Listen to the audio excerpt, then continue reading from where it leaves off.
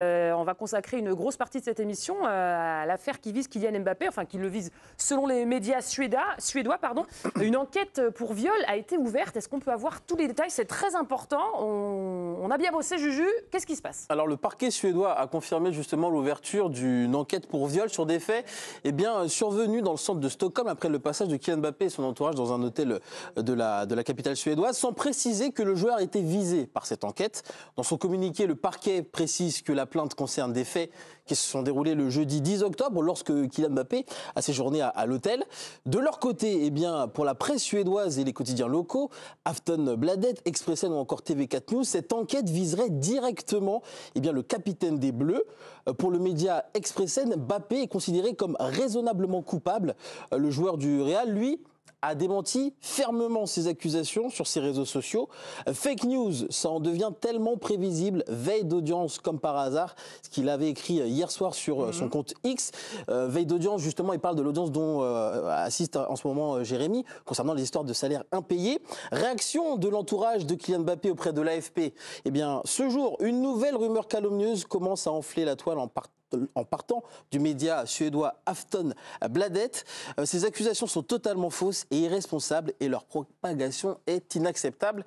Et puis le sélectionneur de l'équipe de France, Didier Deschamps, a été interrogé hier après la victoire contre la Belgique. Lui, il appelle à la plus grande prudence concernant les faits. De partout, n'importe comment, faire la part des choses entre le vrai et le faux, j'ai l'impression que il y a certains, ils veulent mettre tout sur le dos, quoi. Donc, je sais pas, ça sort, un fond, un tox. Je vais pas échanger avec lui là-dessus. Je vais pas dire que je sais pas. Donc, mais il vaut mieux prendre un petit peu de recul avant de sortir tout et n'importe quoi. Mais ça arrive tellement de fois. Malheureusement, pourtant il y a des choses qui sont pas difficiles à vérifier. Mais si vous accordez du crédit à n'importe qui, quoi, ça vous amène sur des trucs des fois. Mais bon, après. Bon, on entend les mots du sélectionneur, mais on accorde du crédit. Il y a une enquête qui est ouverte. Pour l'instant, elle ne vise pas nommément Kylian Mbappé. Ça, ce sont les médias suédois qui le citent. Mais il y a quand même une enquête une plainte pour viol qui s'est déroulée dans l'hôtel où il séjournait. C'est peut-être totalement hasard, mais on est obligé un petit peu de se poser la question. On a contacté un avocat. On vous fera entendre ses mots dans un instant. Petit tour de table sur ce plateau. Évidemment, on ne va pas vous demander de juger ce qu'il a fait, c'est bien, c'est pas bien. On n'en sait rien. Mais c'est quand même une affaire énorme qui arrive sur le dos de Kylian Mbappé. Pierre. Bah oui, c'est une affaire énorme, c'est pas n'importe quoi. Il y a un faux ou un toc. Je suis assez d'accord pour une fois avec les propos de Didier Deschamps en disant personne n'était là à ce moment-là. Donc il y a une justice, il y a une police qui est en train de faire une enquête, qu'ils la fassent maintenant. Nous, bien sûr qu'on va se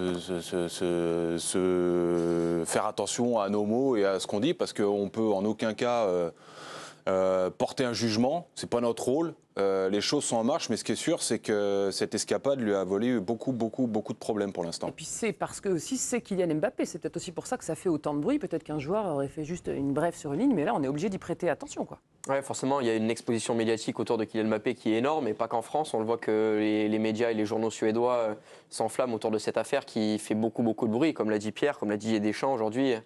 Nous n'étions pas à cette soirée-là, alors ça avait déjà beaucoup fait parler le fait qu'il voyage du côté de Stockholm pour son jour de repos. Et derrière, si en plus il y a une affaire judiciaire qui en ressort, forcément ça n'est pas bon pour son image. Et maintenant, on attend simplement de voir la suite de cette affaire. On n'en sait absolument rien, donc on ne peut pas porter quelconque jugement et on va laisser la justice suédoise venir un petit peu démêler le vrai du faux de cette affaire, tout simplement. Braque. Ouais, non, moi je suis parfaitement aligné avec ce que viennent de dire mes camarades, parce qu'en fait, comme l'a dit Pierre, c'est très délicat ces questions-là, et puis c'est pas la première fois qu'on vit ça depuis ces dernières années. Il y a eu plein d'histoires, plein d'affaires. On va même parler de Wissam Ben Yedder tout à l'heure. Il y a eu ce qui s'est passé aussi avec Greenwood, et puis il ne faut pas comparer les choses, mais le problème c'est qu'on a l'impression qu'aujourd'hui c'est très difficile de s'exprimer et c'est très difficile de donner son avis, parce qu'à partir du moment où la justice intervient, eh bien il y a comme, tu vois, une sorte de bouclier un petit peu, et on n'a plus trop le droit de rentrer dedans. Moi, ce qui me gêne, ce qui me pose un problème, c'est que ça fait plusieurs mois maintenant, voire même plusieurs années, qu'il y a une sorte de cabale envers Kylian Mbappé. ça se passe sur les réseaux, ça se passe un petit peu partout, j'ai envie de dire. Avec cette détestation qui est née, certes, oui, parce que il a fait des erreurs, parce que il a peut-être un petit peu trop parlé, parce que son entourage a peut-être fait n'importe quoi. Mais ce qui me saoule dans tout ça, c'est que certains vont se servir de ça pour encore plus développer cette haine qu'il y a déjà, pour encore plus lui tirer dessus. Et ça m'embête un petit peu, parce que il va pas. Il y a la présomption d'innocence, mais il y a des gens qui sont prêts justement à détruire Mbappé à la moindre incartade. Et il est là le problème, c'est que Mbappé ne sera pas jugé comme n'importe qui est accusé de quelque chose. Et ça, pour moi, c'est un vrai souci.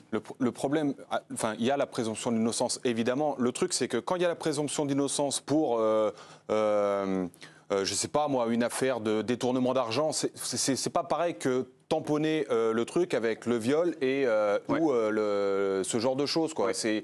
C'est deux paramètres bien différents. S'enlever une étiquette, si jamais on est innocent, c'est difficile, surtout celle-là. Donc là, il y a une vraie problématique par rapport à ça, parce que, bon, évidemment, on n'a pas le résultat, mais c'est quand même une étiquette qui est quand même difficile à enlever. Et vous avez entendu les mots de l'avocate de Kylian Mbappé, qui est sur un autre litige. Là, on est vraiment sur le dossier le PSG versus Kylian Mbappé à la LFP, mais ces mots, c'est « ne vous laissez pas divertir ».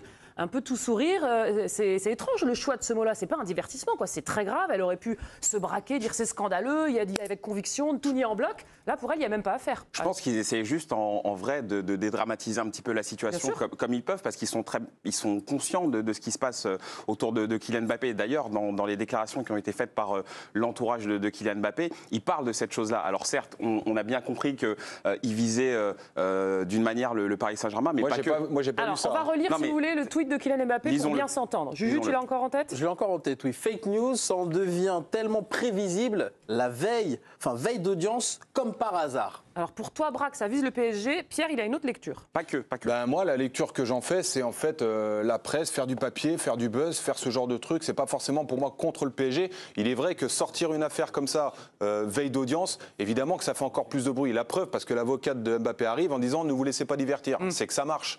Ce que je veux dire, c'est que moi, j'ai pas pris ce tweet contre le PSG. Le PSG l'a pris pour lui. Après, ils ont fait un communiqué, pas de problème, ils font ce qu'ils veulent. Mais moi, j'ai plus pris ce tweet contre la presse plutôt que contre le PSG. Et Paris a réagi après cette heure. Justement, la réaction du Paris Saint-Germain, voilà, la lire ensemble à l'antenne. Elle va arriver gentiment, mais sûrement. Ça arrive, oui.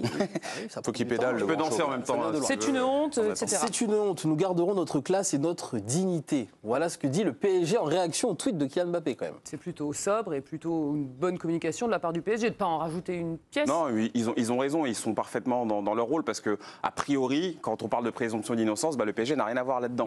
Mais en effet, moi, un peu comme Pierre, quand je lis le tweet de Kylian Mbappé au début, je me dis, mais là, il est en train de parler des audiences. Et après, je comprends que oui, il y a l'audience avec le Paris Saint-Germain. Donc en fait, tu sais pas trop finalement ce qui se passe. Mais dans la réaction de Kylian Mbappé et de ses avocats, ils le disent, cette campagne d'acharnement, de harcèlement envers Kylian Mbappé, il y a autre chose en fait. Je pense que ça cache plein de choses. Et moi, je suis quasiment convaincu, j'ose le dire, je pense qu'en ce moment, il traverse une période qui est extrêmement difficile. Non, mais ça, on est certains parlent même de dépression. Ça m'étonnerait pas qu'en ce moment, il soit vraiment au fond du trou psychologiquement. Et je pense qu'il est là-dessus. Je suis entièrement d'accord avec toi. Le problème, c'est que Kylian Mbappé, avec la position de carrière et la ligne qu'il a eu envie de suivre, en fait, maintenant, il est considéré comme un chef d'État. Complètement. Quand il se déplace, il est invité chez Macron, c'est quelqu'un d'important. Il a eu une influence particulière par rapport aux élections. Enfin, tu vois, c'est quelqu'un qui pèse dans la société française. Oui. Donc, c'est pas n'importe qui. Un personnage impactant. Un sujet qui sort comme ça. C'est pas la même chose que si c'était un mec qui joue à n'importe où. Enfin, je vais pas citer de club parce qu'à chaque fois je me fais insulter. À Orléans, par exemple. On les salue. Pour revenir au débat, souvenez-vous, pour le média suédois Expressen, Kylian Mbappé est considéré comme raisonnablement coupable. Ça veut dire quoi, raisonnablement coupable? On a posé la question à Samuel Chevret, avocat spécialisé dans le droit du sport. Il nous détaille cette dénomination. Intéressant. Au niveau du droit suédois, c'est le niveau le plus faible de soupçon. C'est-à-dire que par rapport à un autre cas qui existe en droit suédois de cause probable, de suspect pour cause probable, ça veut dire qu'il n'y a pas de preuves formelles qui peuvent incriminer le joueur. Donc on est vraiment sur un niveau d'incrimination le plus faible dans le droit suédois.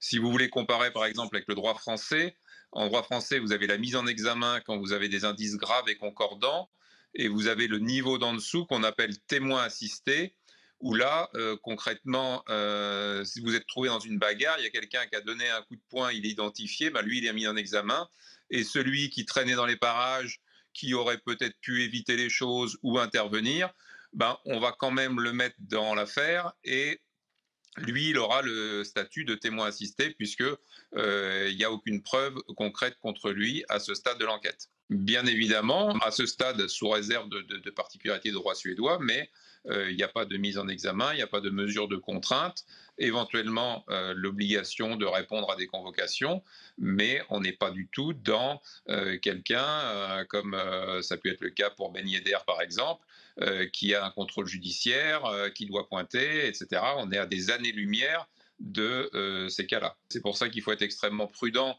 dans la diffusion de ce type d'informations et dans le traitement qu'on lui donne. C'est que peut-être que ça va durer des mois et que pendant des mois, on va poser des questions, faire des plans sur la comète pour qu'au bout du compte, on dise bah, finalement, il n'y avait rien.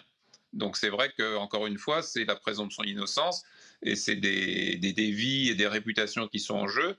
Ah ouais, les propos recueillis par Greg Noailly, mais hyper important ce que nous dit Maître Chevret.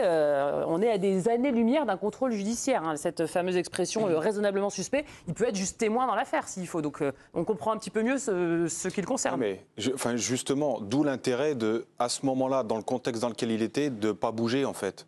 Encore plus.